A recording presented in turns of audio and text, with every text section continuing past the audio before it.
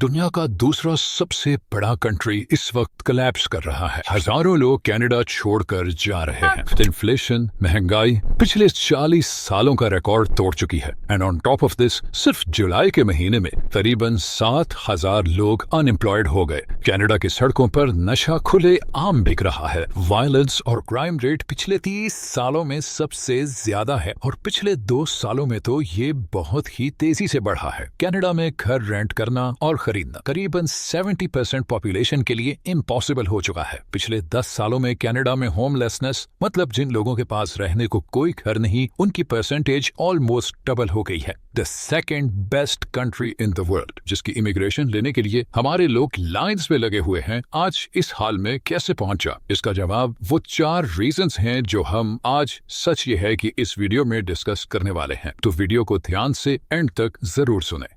ये है Canada, America के बिल्कुल ऊपर, एरिया के लिहाज से दुनिया का दूसरा सबसे बड़ा कंट्री। कनाडा के वेस्ट में पैसिफिक ओशन है, ईस्ट में अटलांटिक ओशन और नॉर्थ में आर्कटिक ओशन है। कनाडा और यूएस का बॉर्डर दुनिया का सबसे लंबा बॉर्डर है और इंटरेस्टिंगली कनाडा की 80% पॉपुलेशन इस बॉर्डर के 100 माइल्स के रेडियस के अंदर ही रहती है। इनफैक्ट 50% कैनेडियंस इस लाइन से नीचे इधर रहते हैं। कनाडा का ये एक province Ontario around 40% GDP contribute करता है। इस पॉपुलेशन पैटर्न की एक बहुत बड़ी वजह यह है कि कनाडा में बहुत सख्त सर्दी है और स्पेशली नॉर्दर्न साइड पर तो हर तरफ बर्फ है या फिर बहुत ही ज्यादा झीलें और दरिया हैं। हमारी पूरी जमीन की 50% फ्रेश वाटर लेक्स कनाडा में है। कनाडा नेचुरल रिसोर्सेज से माला माल है। कनाडा के पास दुनिया के चौथे सबसे बड़े ऑयल के रिजर्व्स हैं। इसके अलावा कनाडा में पोटैश, यूरेनियम, कोल, जियोथर्मल एनर्जी और नेचुरल गैस के भी बहुत बड़े रिजर्व्स हैं। बेशुमार लेक्स और पानी के रिजर्व्स होने की वजह से कनाडा की 60% एनर्जी हाइड्रोथर्मल प्लांट से आती है और इसीलिए कनाडा दुनिया में दूसरा सबसे बड़ा पानी से बिजली पैदा करने वाला कंट्री है। कनाडा की main industry real estate, mining और मैन्युफैक्चरिंग है और ये सारी इन प्रोविंसेस में है और इसीलिए मेजॉरिटी पॉपुलेशन इधर ही रहती है।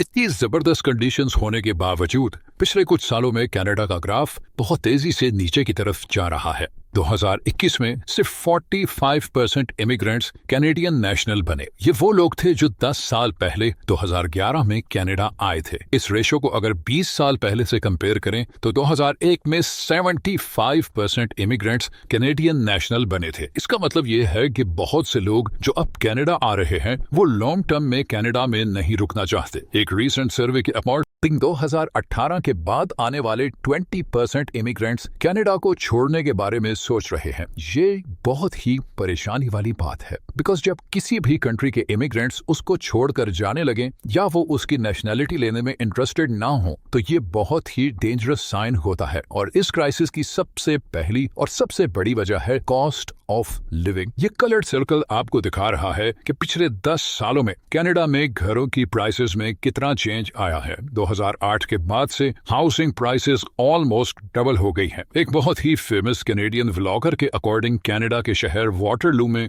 1 बेडरूम 1 बाथरूम अपार्टमेंट जो 2017 में $900 पर मंथ रेंट पर मिलता था, अब 2023 में उसका रेंट $2,000 है। मतलब 6 सालों में रेंट 120% ऊपर गया है। इसी तरह घर खरीदने के लिए 2015 में जो मॉर्गेज $1,400 पर मंथ था, अब वो अराउंड $3,500 पर मंथ हो गया है। मतलब कनाडा के बड़े शहरों में जहां पर ज्यादातर लोग रहते हैं, एक छोटा सा 1 बेड अपार्टमेंट का रेंट $2,000 है और अगर आप उसे खरीदना चाहते हैं तो उसका मॉर्गेज है $3,500 पर मंथ। ऐसी सिचुएशन में जबकि कनाडा में एवरेज मंथली सैलरी $4,000 से $6,000 पर मंथ के दरमियान है, फिर हाई टैक्स रेट और खाने पीने और ट्रैवल के खर्चे, आप इतना रेंट या मॉर्गेज कैसे अफोर्ड कर सकते हैं? और ये $6,000 पर मंथ सैलरी भी थोड़ी upper range white collar jobs में है। कनाडा में एवरेज एनुअल सैलरी $60,000 है,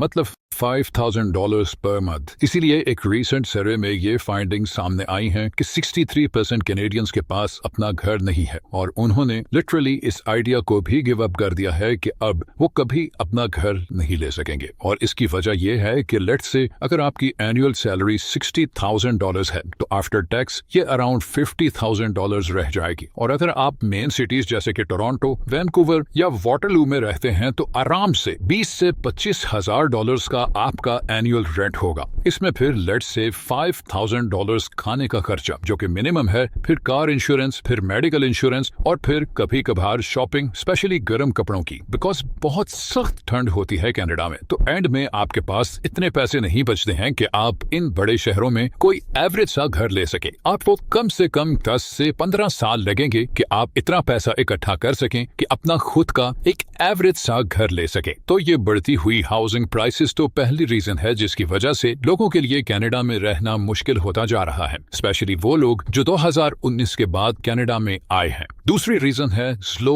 जॉब मार्केट। असल में कनाडा बहुत हैवीली नेचुरल रिसोर्सेज पर डिपेंडेंट है और इसीलिए ज्यादातर इन्वेस्टमेंट माइनिंग, मैन्युफैक्चरिंग या रियल एस्टेट सेक्टर में है। कनाडा का 17% जीडीपी नेचुरल रिसोर्सेज से आता है और कनाडा की 50% मर्चेंडाइज एक्सपोर्ट्स भी इन्हीं नेचुरल रिसोर्सेज की है। इसी तरह ये जो सारा हाउसिंग बबल बना हुआ है, इसका सबसे बड़ा नुकसान ये होता है कि सारा पैसा इंडस्ट्री के बजाय रियल एस्टेट में जाता है, क्योंकि घरों की प्राइसेस इतनी तेजी से बढ़ रही हैं कि इन्वेस्टर्स बिजनेसेस से ज्यादा रियल एस्टेट में इन्वेस्ट करना चाहते हैं। और जब इंडस्ट्रीज नहीं लगेंगी तो जॉब्स कैसे क्रिएट होंगी। इसी तरह कनाडा की सबसे बड़ी 2 एक्सपोर्ट इंडस्ट्रीज ऑयल और कार मैन्युफैक्चरिंग दोनों तेजी से डिक्लाइन कर रही हैं। कनाडा में ज्यादातर ऑयल इधर अल्बर्टा से निकलता है और इसमें से अराउंड 70% अमेरिका को जाता है। ये ऑयल एक्सट्रैक्ट और माइन करना अमेरिका को थोड़ा महंगा पड़ता है और इसीलिए अमेरिका अब अपने ऑयल रिजर्व से इससे कंपैरेटिवली सस्ता ऑयल एक्सट्रैक्ट कर रहा है, जिसकी वजह से कैनेडियन ऑयल की डिमांड गिरती जा रही है और नतीजतन ऑयल से जुड़ी कंपनीज के रेवेन्यूज गिर रहे हैं और वो लोगों को ले ऑफ कर रहे हैं। इसी तरह 2008 के रिसेशन के बाद से कनाडा में कार मैन्युफैक्चरिंग इंडस्ट्री लगातार डिक्लाइन कर रही है। 1999 में कनाडा में 3 मिलियन गाड़ियां बनी थी, जबकि 2020 तक ये प्रोडक्शन 1.4 मिलियन तक रह गई है। और इसकी सबसे बड़ी वजह यह है कि ये कंपनीज अब कनाडा से मैक्सिको शिफ्ट हो रही हैं, बिकॉज वहां पर लेबर कॉस्ट काफी कम पड़ती है। कनाडा में सबसे ज्यादा जो लोग हिट हुए हैं वो स्टूडेंट्स हैं, स्पेशली वो जो इंडिया और पाकिस्तान से इस उम्मीद पर जाते हैं कि किसी डिग्री में एडमिशन लेकर कुछ पार्ट टाइम काम करके पैसा बना लेंगे और फिर फाइनली पीआर वगैरह लेकर नेशनल बन जाएंगे। मगर अब हालात बहुत बदल चुके हैं। पार्ट टाइम जॉब्स में ज्यादातर क्लीनिंग वगैरह या फिर वेयर हाउसेज में लेबर वर्क की जॉब्स होती थी, मगर अब वो भी करीबन फुल हो चुकी हैं, बिकॉज पिछले कुछ सालों में इतने ज्यादा लोग साउथ एशिया से कनाडा गए हैं कि लेबर वाली जॉब्स में तो ऑक्यूपेंसी रह ही नहीं गई और इवन स्किल्स रिलेटेड जॉब्स जैसे कि आईटी, इंजीनियरिंग या फाइनेंस में भी कंपटीशन बहुत टफ है। असल में कोविड में कनाडा को बहुत